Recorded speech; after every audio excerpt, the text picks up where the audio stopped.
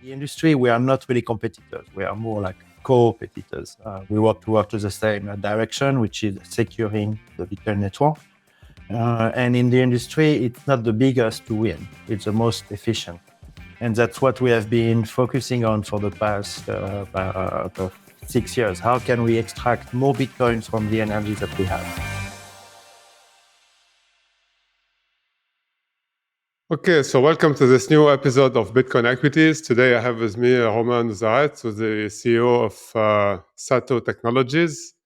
Romain, can you introduce yourself, your background, and your company, and briefly to our audience? Sure. Thank you, Jad, for having us today. It's a real pleasure. I'm Romain Nouzareth. I'm 48 years old, originally from France, naturalized American 20 years ago when I moved to New York. Because I'm an entrepreneur. I started companies back in 1995 in France. I sold most of the companies. And in 2017, with some friends and also my brother Matthew, we decided to start mining. And we created SATO Technologies. So the idea was to be a group of friends, just have fun at the beginning. And it just happened that we had lots of success very early on at the beginning of the company, not only because we signed a 20 megawatt deal of electricity in Quebec, in Canada, but also because we've been able to get access to Bitcoin miners from Bitmain, S9 at that time. And we grew the company over the years. And in 2021, we decided to get listed on the TSXV under the ticker SATO, and also in the US OTCQB CCPU.F. Why did we get listed? Because it's a very capex intensive business, and getting access to public capital is one of the best way to grow at scale. We are following the steps of other Bitcoin miners like Bitfarm, Hut8, Hive, who have done it before us. The idea is that you get listed on the TSXV, you raise money with the different vehicles available by the stock market, including dual listing in the US. This is what they have done. So we're looking at this kind of directions. We also wanted to be listed for being very transparent in the industry. I think it's something that is important. And that's what we've been focusing on for the past few years. The choice of getting listed, I mean, that is very helpful for us because our ETF is made of listed companies, and I think there's a lack of listed companies in the whole crypto space.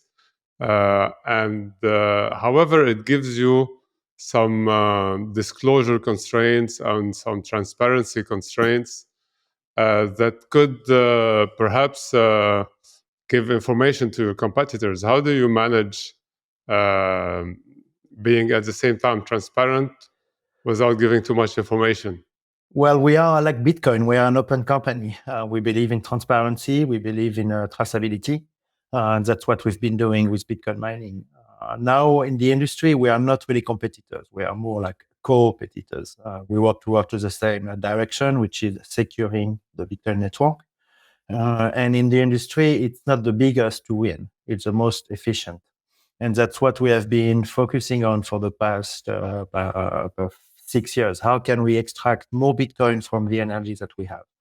We are infrastructure people. We are operator people. We do everything ourselves. We have no intermediary between our electricity and our Bitcoin.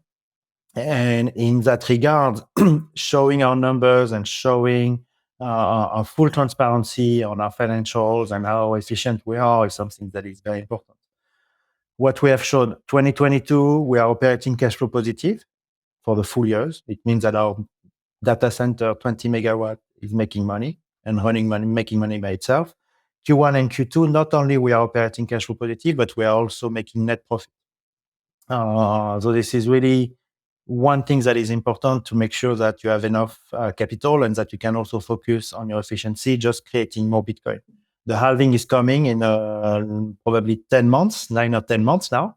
And really like the efficiency of your center is key, with other factors. One being the electricity price. We have one of the best electricity price in the world, 4.3 cents a kilowatt hour US. And it's also a very stable energy. When you mine Bitcoin, you want to have an energy that never stops. And in Quebec, we have one of the best energy in the world. Not only it's 100% renewable or 99.9% renewable, mostly coming from hydroelectricity, but it's also available at scale and very rightly priced. But it's not enough to be successful. Having low price of energy is not enough. You need to run a data centers operations that are tight. And the way you will manage your electricity, your air quality, your ventilation, your system to manage your computers. We run around like 6,000 mining rigs, computers that are mining Bitcoin. All of this, you need to tweak and find perfection and more efficiencies in every steps of the conversion of electricity to computing power. And that's how you get very efficient. So being listed, yes, sometimes it's difficult. It's more work, but it's the right way to work in our industry. Speaking about last year's results, I saw recently that there is some new accounting changes in the accounting standards when regarding Bitcoin, the FASB, if I'm not mistaken. Can you explain perhaps a little bit? That's correct. What It's not kind of something that is related to us, because in Canada, that's already what we had. But in the US, they are making a change in how they are accounting Bitcoin. And it's so the Bitcoins on your balance sheet were already marked yes, to market. exactly. So at the end Okay. of the month, we put a market price, and that's how we do it. And it was something that in the US, Michael Saylor was really pushing a lot. As being one of the biggest holder of Bitcoin, we can understand why. So I think it's pretty much a good news for the US. For Canada, it's not changing anything for us. Yes, but so basically, the new accounting norm allows you to be able in the US now to value your Bitcoin at the price of the Fair market market value. instead of having them at the price of purchase or Exactly. Fair wherever market value. pricing accounting you had before.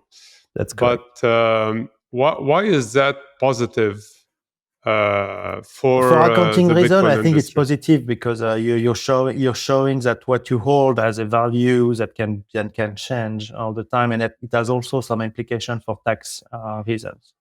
I think American companies will be able to talk more about this subject, but it's on the way you account your Bitcoin, which is your stock. It's complicated, when you look at the financial statement of Bitcoin miners. We create things that we don't sell, or that sometimes we sell, but at a price that can be different at the time you mine it, at the time you sell it, at the time you hold it. And I would say that in any way, I mean, giving direction is a good thing. This is what we're expecting from the US, from a legislator. Sorry, this is really like giving us like a framework to work. At least we know the rules, and we know the rules are this way.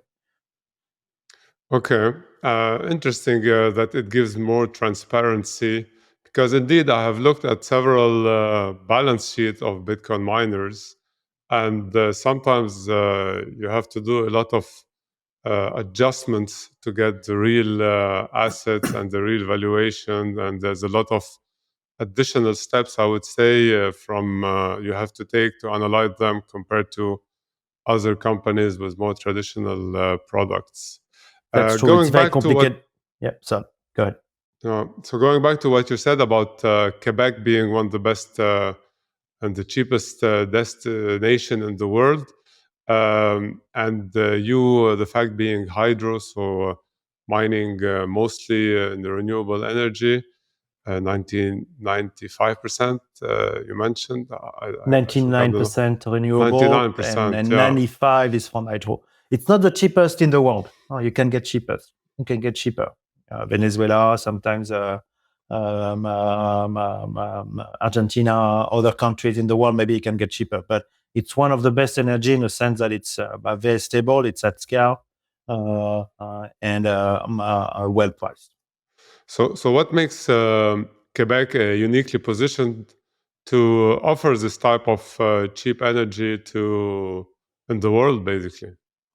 Well, it's a decision they made back in after World War II. They decided to use the large water they have in the north of Quebec and to build a dam. But because of this decision, they really decided to to expand this energy, and they made a bet, and it was a good bet because now they have energy at scale. It's transmitted and distributed all around Quebec. One provider energy. We don't have PPAs like most of the miners have in the US. We have one provider, one price, same price for everyone. Right now, however, in Quebec, there is some kind of a moratorium for Bitcoin mining. It's dated from 2018, and because we started mining before, we are not under this moratorium. But there is no more block of energy allocated for Bitcoin or crypto mining. However, they have block of energy allocated for other projects. They are mainly focusing on green hydrogen, batteries, and this kind of stuff.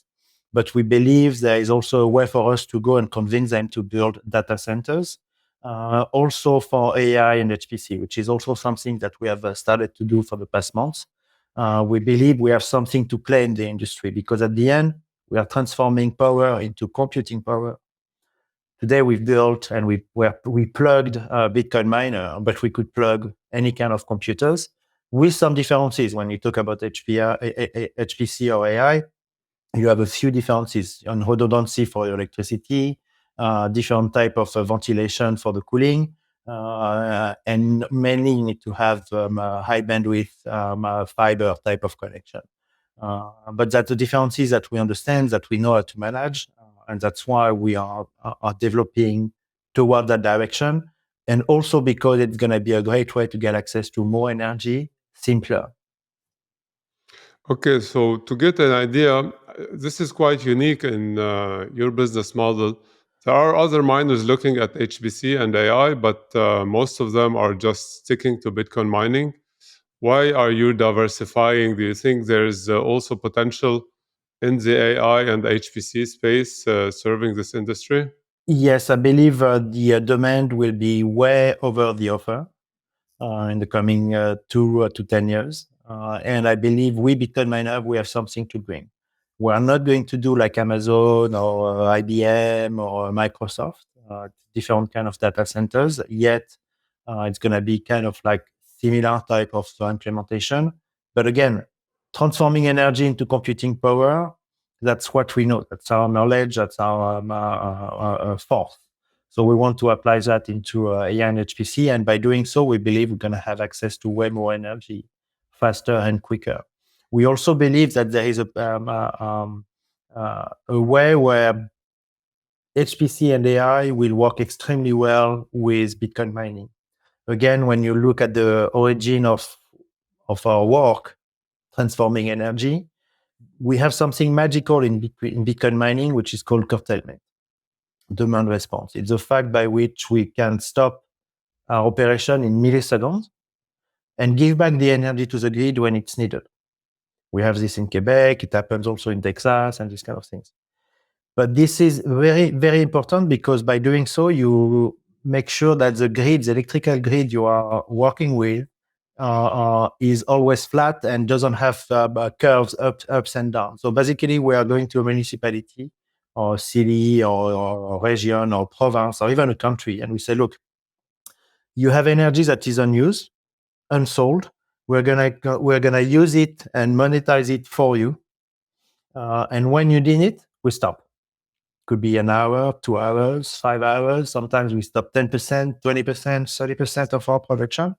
We're not making Bitcoin during that time, but at least we are not losing anything. We don't lose data. We don't lose anything.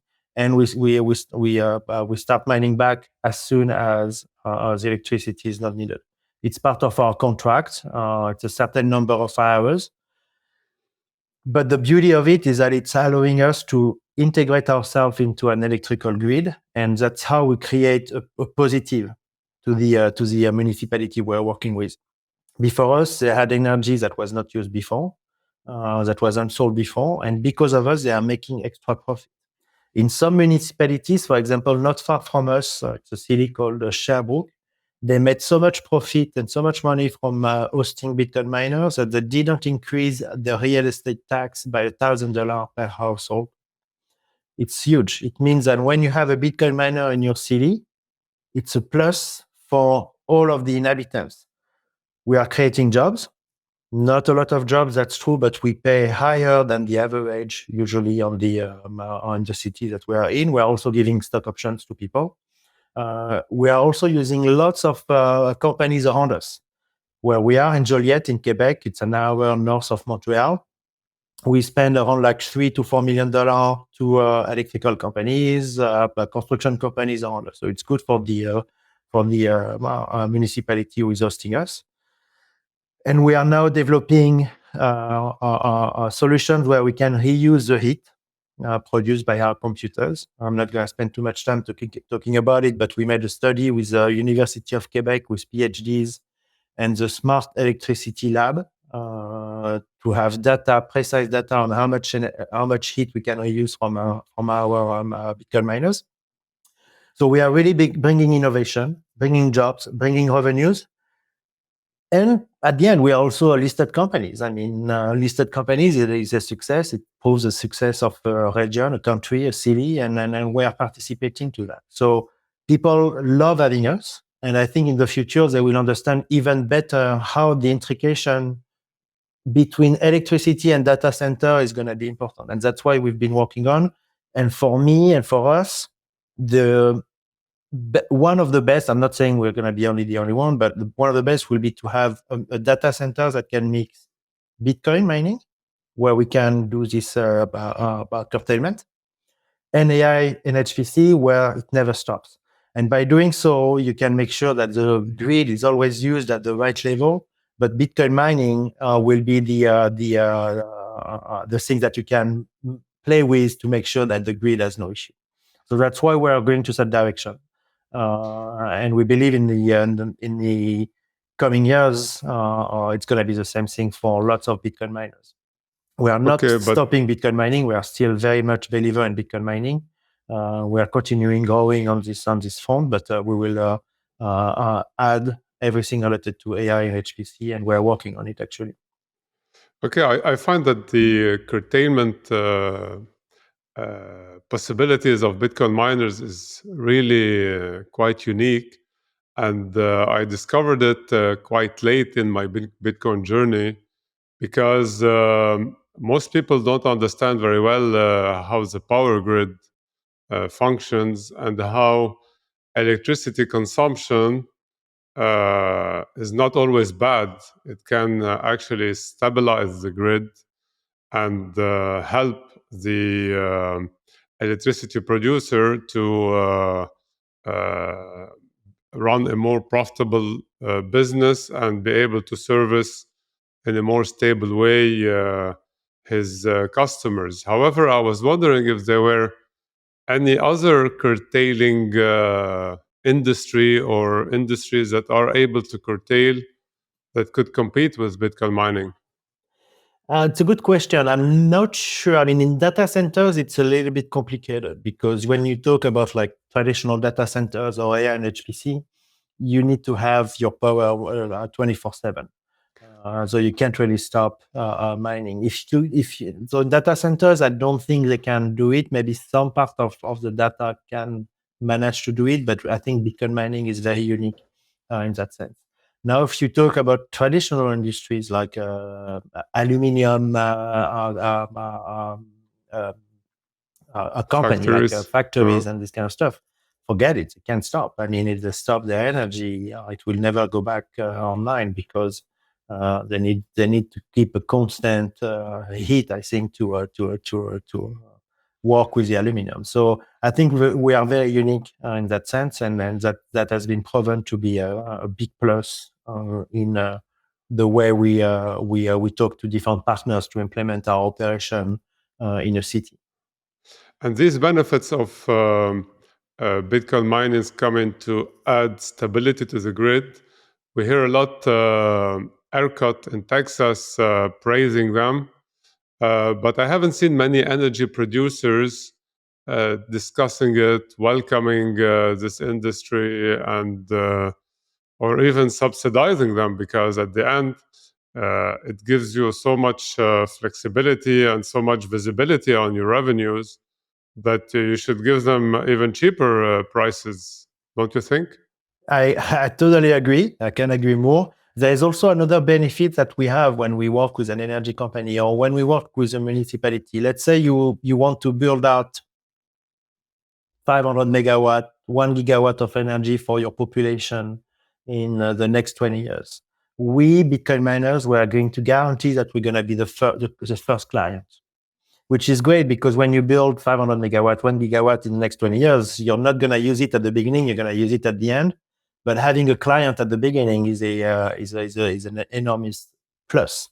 And I would say that I think we are on the verge of a new way people will see Bitcoin miners or data centers. And I think more and more people understand the benefits that we have. Not only we consume very low energy in the world. I mean, the last Bitcoin mining council says that Bitcoin mining is 0.2% of the world energy. So it's really nothing for security, for the securitization of the network. Bitcoin last year in 2022 made more amount of volume than Visa and MasterCard. So for 0.2% of the world, that's interesting. We are not producing carbon. We are creating jobs. We are stabilizing the grid and everything. So at the end, I think we are at this point in time where people understand the benefit of having people like us working with them. And I think we will see more energy provider coming to us and trying to develop Bitcoin mining. And what do you think is missing for them to get Orange Pill to wake up on this new reality and this new opportunity? Because I'm sure out there in the world, there's a lot of energy projects that are stopped because they couldn't find the right financing, they couldn't secure the PPA from the municipality or from the government or the right subsidy. So this is the kind of subsidy that is available everywhere in the world for everyone. When do you think this switch will happen? It's difficult to put a time, but it's happening right now. I think it's not big yet, but we are getting there. And at the end, when your population is gonna see that other cities are paying less taxes, what are they gonna do? They're gonna knock on the door of the mayor saying, "Hey, can't we have a Bitcoin miner?" At the end, we're not making noise, we're not polluting, we're a very clean industry. We are strive to perfection, to innovation, to efficiency. And that's also something that we've seen happening in Quebec. In Quebec, I know mayors from cities that are next to the cities that we are in, and they are saying, how do I get you on my territory? Because it's money coming to their bank account. So I think we're on the verge to see people changing their mind. And you know what? In some point, it's very like the internet back in the 90s, late 90s. At the beginning, lots of people were resisting, at least from where I was coming from in Europe, in France. But at some point, nobody's asking a question, and we're like, okay, let's go and let's build it. And the only way for us to do it is to really act and show the benefit that we can bring where we implement our operation. And that's what we've been doing. And I hope it's gonna take. It's gonna be happening as sooner than later. But I think we are already at this point where it's gonna happen. Okay, and if you look at the different sources of energy production, so which type of source, I would say, is the one that is struggling the most to get financed and that would be helped the most by Bitcoin mining subsidies or support? Well, it's the best energy is energy that is wasted. Energy that is not used, and that's what we use in Quebec. It's where we are. The energy was there, sitting there, not used, and when it's not used, it's lost forever. So that's really where it is important, and to look at your grid when you have an energy or an energy company, or if you are a country or a province or a state. Do I have energy that is wasted, and how can I unwaste it by putting operation behind it? Other than that, you have very interesting concepts with flare gas. So flare gas is coming from oil process mainly, sometimes in some provinces in Canada, also in the US and other parts in the world, mainly coming from fracking. And one of the emanation of that is releasing methane in the atmosphere. And because it's not good to release methane in the atmosphere, companies were and are still burning it. But in the burning process, you still create CO2, and it's not very great. So one thing that they did, and there is a company called Crusoe that you probably know, they are focusing on doing mining with flare gas. So they are taking a negative and putting it into a positive, which I think is very interesting. You have miners who are mining and getting electricity from tires, from cars. You have huge plants that are burning tires. Instead of burning tires and just burning tires, they are reusing the heat to create energy. You have miners who are even mining with dirt, with trash. Uh, same ideas. So you really have lots of ways to develop your energy. And that's also why I'm very optimistic in the future of having more energy and continuing developing our solution, is that if you have energy today, and if you're not asking yourself, how can I have a data center? How can I put Bitcoin mining on it? You're missing out. And more people will realizing it. Some big companies are already mining. I think it's ExxonMobil. Have been said to be mining already. I think probably with Crusoe. You have TEPCO also in Japan, who is mining Bitcoin. Why? Because again, what happens at our municipality level could happen at the state level. Okay, I see. Interesting. Okay, back to your business model. So today your business model is extracting Bitcoin from the network and getting rewarded for the job, and running a balance sheet with machines and Bitcoins. What's the pros and cons of holding your share instead of holding Bitcoin? You mean the share of our stock market? Yes. Oh, well, I think we are a proxy for people who wants to invest in Bitcoin mining. Lots of people doesn't understand how to buy Bitcoin, how to store Bitcoin, a cold wallet, hot wallet. It's very complicated. Buying shares is a natural process for lots of people. But at the end, I think it's not an end or. I mean, it's not a or. It should be your end. I think if you want to be exposed to Bitcoin, it's a good idea to buy Bitcoin and to buy publicly listed miners like us. Historically, also, if you look at the stock price of the public miners like us, we overbeat or we surpass Bitcoin in bull market. For example, from January 1st to August 15, which is my last cut for the data that I have, our stock took 353% increase, and Bitcoin took 80%.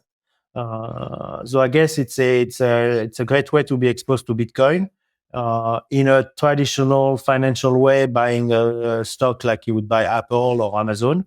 And I think we have even a plus. We a junior miner, because we're a junior company, but we are striving and working toward becoming a senior very, very quickly. I think the junior might see even bigger increase in the coming months, or at least when the bull starts, because we are under the radar. People know us less, and we can grow probably at a bigger rate than the bigger other miners. Okay. And when holding Bitcoin, we advise that most of the industry advises to DCA. So dollar cost average, buying a little bit every day, saving some part of your salary, of your savings, of your income into Bitcoin, because it's hard to find the bottom or call the bull market or the next bull run. What about your stock? Should someone have a view on the valuation or just a DCA? How do you view one versus the other in terms of investment? Well, everyone is responsible of his own choice, obviously, but we are building for the long term. We are not here to do a quick turnaround. I created myself for the company with a few other people back in 2017. I own more than 15% of the company, and the three other with me, another like close to 10% each. So we are aligned for the long term. We win if the shareholders win. After that, anyone can enter today and then get out tomorrow or wait for the long term. We're totally fine with it.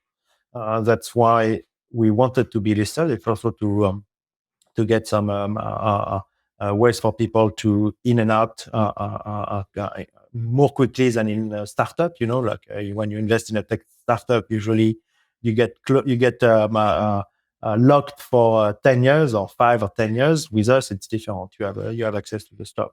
So I think DCA for buying Bitcoin is a great strategy. For buying stock, it's like, I don't know, I think the question is the same for big companies again. Apple, it's better to buy a little bit every day or to buy like a big chunk. I think we are undervaluated today. I think we have lots of great things for us to grow. We showed that we were able to grow super effectively from 2 megawatt to 20 megawatt. We want to do another 10 times minimum from 20 megawatt to 200 megawatt. If we can, we try to do more. We are in a linear business. But we've shown our efficiencies. We've shown that we've been able to do it at scale. We were listed on the stock market. Now we are developing AI. We're also developing softwares for L2s, Lightning Network. It's more long-term vision because we want to have more ways to get access to fees by doing so. But it's more like for, I would say, the next halving. I mean, not this one, but the one coming after. So it's 4 years or 5 years that we've been developing on this. And again, I'm aligned, and all of the management is aligned with the long-term shareholders. Okay. Going back to what you said about the additional stuff you're building on top of the Bitcoin mining and the HPC and the AI, especially in the L2, I'm really interested in this part because I find a lot of listed companies in the Bitcoin space, mostly Bitcoin miners, but I see them more focusing only on Bitcoin mining rather on developing the softwares, tools, and all the essentials that you need on top of payments, because Bitcoin is a great payment network, but then once you want to build on top of it, it's there where you're gonna see the most value, I would say. Yeah, that's correct. I mean, the truth is our focus is really on building our infrastructure. That's really where we put most of our energy, 200% of our energy figuratively and in real. But that's what we've been focusing on. However, in that work of finding efficiency, we developed our own software to manage our fleet of miners. So we have a team in-house that have been working with our APIs, with our own Bitcoin miners. We developed our own system to understand all of data points in our Bitcoin mining farm, etc. And we've been developing this since 2018. We are also working into developing AI model to manage our mining firm. Basically, managing your energy, your temperature, your humidity, and everything is something that we can have action with. And we believe an AI or a computer will be extremely great at co-piloting the management of our mining farm. So we've been working on this since 2018. We are continuing. It's a long-term process. But the team that we have also internally has been able to deploy and develop projects on L2s. Right now, it's more like experiences. Even so, we have developed cool stuff. We have developed an application for iOS and Android to manage your ordinals. It's called Hearts Wallet. We have also managed to make a website for people to do their own inscription. So you can go online. It's called inscribe.bysato.com. You can inscribe whatever you want on the Bitcoin blockchain. We get a 2% fee. We are also contacted by people who want to do collection. We've made a collection for a company called Ordinal Labs. Early collection, they did the eggs. We minted or we inscribed, because we can't really say minted for Bitcoin mining, for Bitcoin ordinals, but around like 40 ordinals. We are doing another collection as we speak from a Japanese artist. So it's a way for us to make more fees when we work with them. It's marginal today. I mean, our top line is not going to be changed, at least in the next few years, but we're thinking long term. We have also developed a great tool that people can find from our website. It's a software that you run on your side. So we don't know what your address you have and everything, but it scans your Bitcoin wallet and it finds out if it contains some unique or exotic sats. It's something that is new in the industry, coming from ordinals, but you have sats that are worth more than the others. It's completely crazy, because you can sell one sat on the market for around $300 or $400. So we're talking about 180 million% return on investment. Wow. So with this software, you can find if you have rare sats. If you have rare sats, you can extract them and put them into a wallet address specific for later, and or decide to sell them if you want. But at least you have that. We are using it for ourselves, because as a Bitcoin miner, we are scanning every entrance coming from our pools, and if we have rare sats, we make sure that we extract them and put them aside, because if we use them, if we sell a Bitcoin, for example, and if inside the UTXO you have these rare sats, it's lost forever. So we're working on these things. And for us, it's really a way to be more on top of what we do and understanding even better how we can use our hardware with new types of software. And there is a debate that has started. You probably heard of it. It's called BIP 300 and BIP 301, which are new implementations that could arrive with Bitcoin.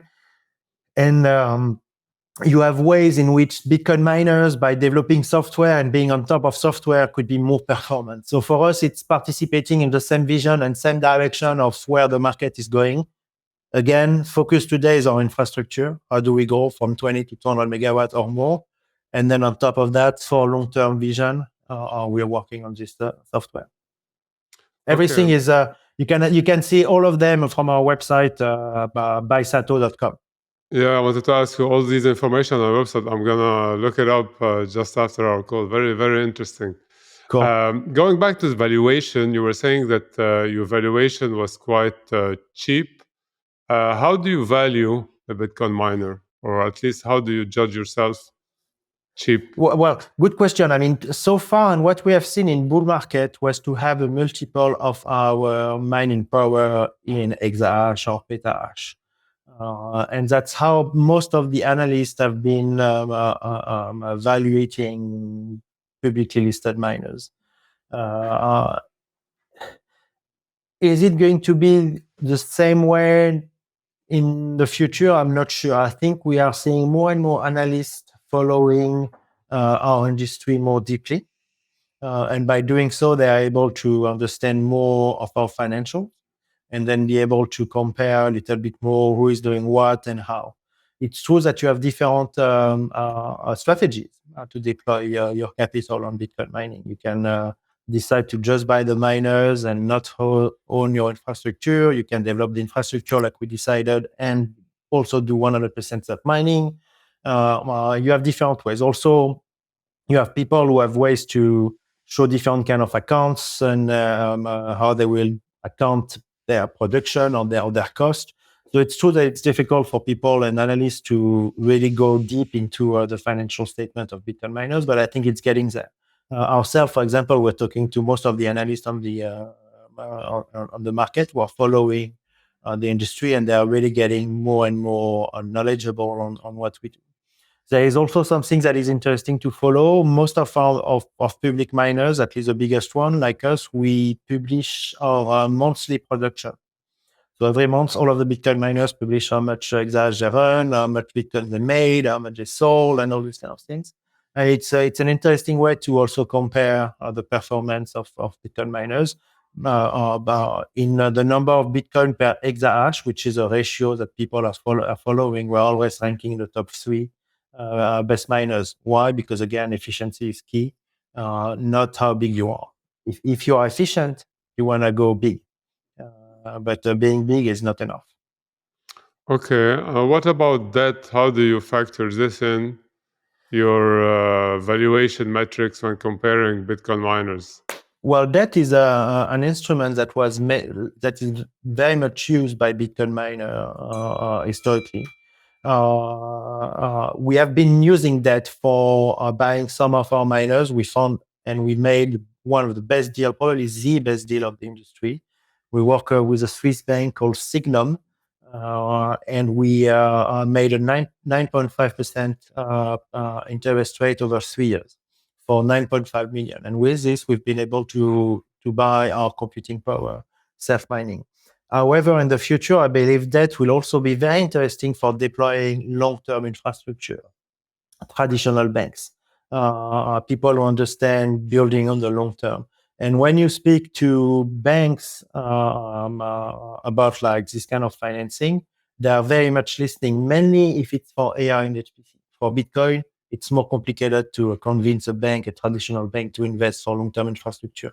But banks, they have departments like, you say, hey, I'm going to transform energy for the next 20 years. You want to do it, we're going to develop this infrastructure this way, deploy it that way. And then at the end, the future for us will be to really be bringing a mix of equity raise and debt financing for developing our infrastructure. For the traditional infrastructure, again, energy, ventilation, and all this kind of things, and then computing power, and we can use both in the future. Yeah. So that's quite interesting, actually. That there's an infrastructure play that comes on top of the activity play, which brings me to perhaps my last question about the conversion of this industry. So fast forward 10 years from now, where do you think this industry going? Like becoming well, we're going like to the becoming moon. no, but like becoming specialized industry, or becoming an integrated energy an integrated industry within the energy sector? I think it's going to be intricated with the energy sector. We're not going to see the difference between someone who is producing energy and someone who is managing a data center, probably with a mix of Bitcoin mining and AI HPC. This is a way to go. And again, if you have energy today, and if you're not asking yourself, how can I have a Bitcoin mining or a data center with it, you're missing out. And I think in 10 years, we're not going to see the difference. And people will not ask the question, and people will not fight having data centers for whatever reasons they've been told by some part of the media. Okay. Thanks a lot for your time. I'm going to share all the links that we talked about online, and I'll hope to see you soon on the next episode. My pleasure. After you publish perhaps your next results, or another event happening on your company that you'd like to announce and share with our shareholders. My pleasure. Thank you, Jad.